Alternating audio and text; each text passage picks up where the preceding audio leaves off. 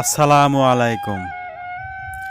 YouTube channel হাসি মুখ খামার এর পক্ষ থেকে জানাই সুস্বাগতম।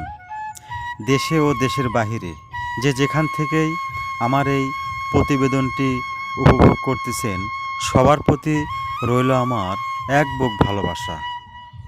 আজকে যে বিষয়টা নিয়ে আলোচনা করব সেটা হলো রোগ নাই তবুও কোয়েল পাখি মারা যাচ্ছে।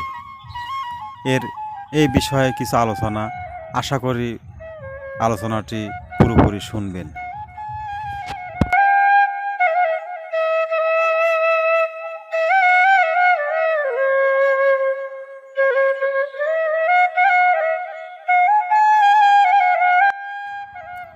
কোয়েল পাখির কোনো রোগ নাই, তবুও কোয়েল পাখি মারা যাচ্ছে। বিষয়টা আসলে অনেক কষ্টের। তো যা হোক, যারা খামারে আছি তাদেরকে এই বিষয়টা জানা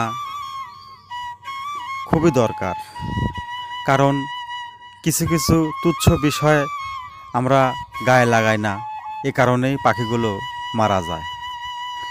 এক নম্বরে যে ভুলটা আমরা করি সেটা হলো কোয়েল পাখির নিচের যে শীতটা, অর্থাৎ আমরা অনেকেই চিটা ব্যবহার করি, অনেকেই ঘুণ ব্যবহার করি, কাঠের ঘুণ। তো যা হোক, এই ঘুণ যদি নিচে ভিজা থাকে কিংবা আপনার শুধু মল দিয়ে জড়িয়ে থাকে, সে অবস্থায় ঘরে আপনার গ্যাস তৈরি হবে। গ্যাস তৈরি হলেই পাখি মারা যাওয়ার সম্ভাবনা 100%। 2 নম্বরে,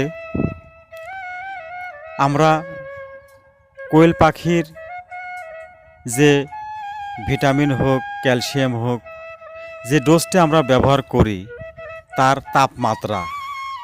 তাপমাত্রা যেন নিয়ন্ত্রণে থাকে। একটু 19-20 হলেই কোয়েল পাখি মারা যাওয়ার সম্ভাবনা থাকে।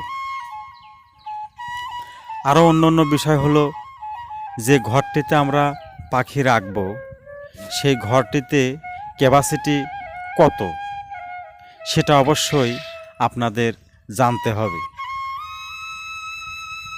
যদি আপনার ঘরের ক্যাপাসিটি 1000 হয়, সেই ক্ষেত্রে আপনি যদি 2000 পাখি ঢোকান তাহলে পাখি মারা যাওয়ার সম্ভাবনা আছে।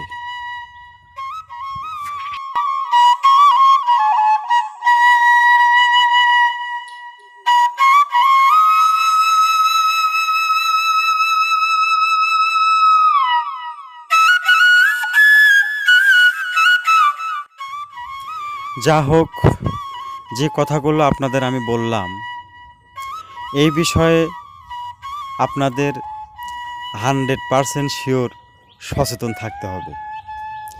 যদি আমরা সচেতন না থাকি, আমাদের কোয়েল পাখি মারা যাবে আর আমরা খামারে ক্ষতিগ্রস্ত হব।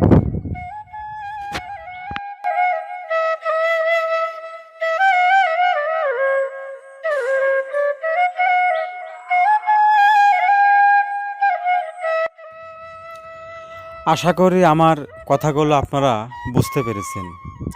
আর যদি না বুঝে থাকেন, অবশ্যই স্ক্রিনে দেখানো নাম্বারটিতে যোগাযোগ করলেই সব ধরনের ট্রিটমেন্ট পেয়ে যাবেন ইনশাআল্লাহ।